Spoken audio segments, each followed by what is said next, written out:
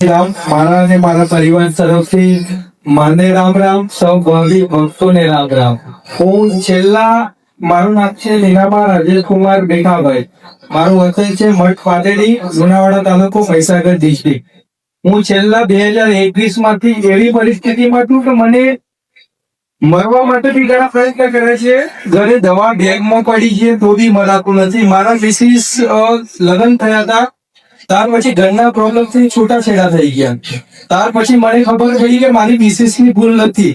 તો મારા મિસિસ ને લાવવા માટે મેં ઘણા પ્રયત્ન કર્યા. મારી મિસિસ ને કોન્ટેક્ટ થયો ત્યારે એનું લગ્ન બીજે થઈ ગયું હતું.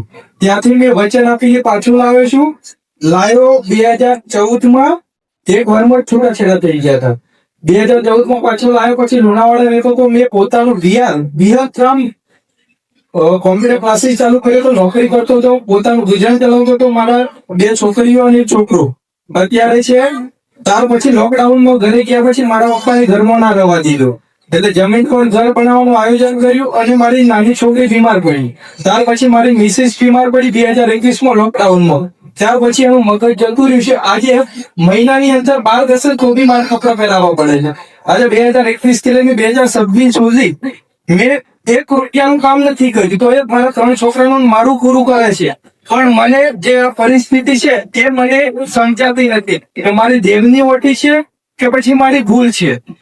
આ ભૂલના કારણે મેં ગુજરાતમાં દાહોદ જિલ્લો, મહીસાગર જિલ્લો, અરવલ્લી જિલ્લો મેં બાકી નથી રાખ્યો. કોઈ મઠ, મંદિર, મસ્જિદ છેલ્લે કારણ કે શરીર આવું છું બહાર. મેં 8 મહિનાથી મારા ભાઈ કે મેં મારા છોકરાના મોઢા નથી જોયા. હું દરગાહ ઉપર જાઉં છું મારા ભાઈ ભાભીના કહેવાથી, જે 5 મુવાના છે. અને બીજી વાત કે મેં પાવન પીર જોડે એવું કીધું હતું કે કારણ કે ત્યાં પછી મંદિર મસ્જિદ ના જવાય. તો મેં દાદાને એવું કીધું કે જો મહાકાલી જો મને મારે આવે, વકીલ થઈને આવે તો માં હું તારા દરબારે આવીને ભુવાના કોલ ધોઈ પીએ. તો માં મને રાત્રે 7 સપ્તાહનો ધાબા ઉપર આવીને વાત કરી કે બેટા હું બેઠી છું.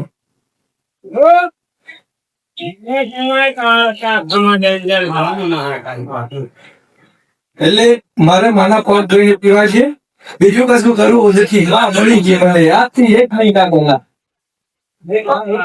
હું તો તારી કુળદેવી માતા લાગુ છું. હું તને પરીક્ષા કરતી, હું તને કરંટ ના અર્થિંગ બધી બતાવતી.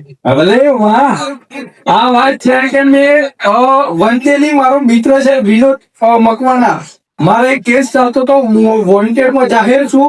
હું એના ત્યાં જતો રહેલો મરવા માટે. મેં ડીપી નો વાયર પકડ્યો તો મારા પકડતા પેલા ડીપી ના બડાકા થઈ ગયેલા. અને મારા પૈસે છે પણ મને ના આપ, મારા પરિવારને એને પોતાનું કરતું થાય એવું કરી આપો. માં આઈ જો કરતી ગઈ બોલે છે પણ નજીક આવ્યા પછી વધી ગયો પાવર.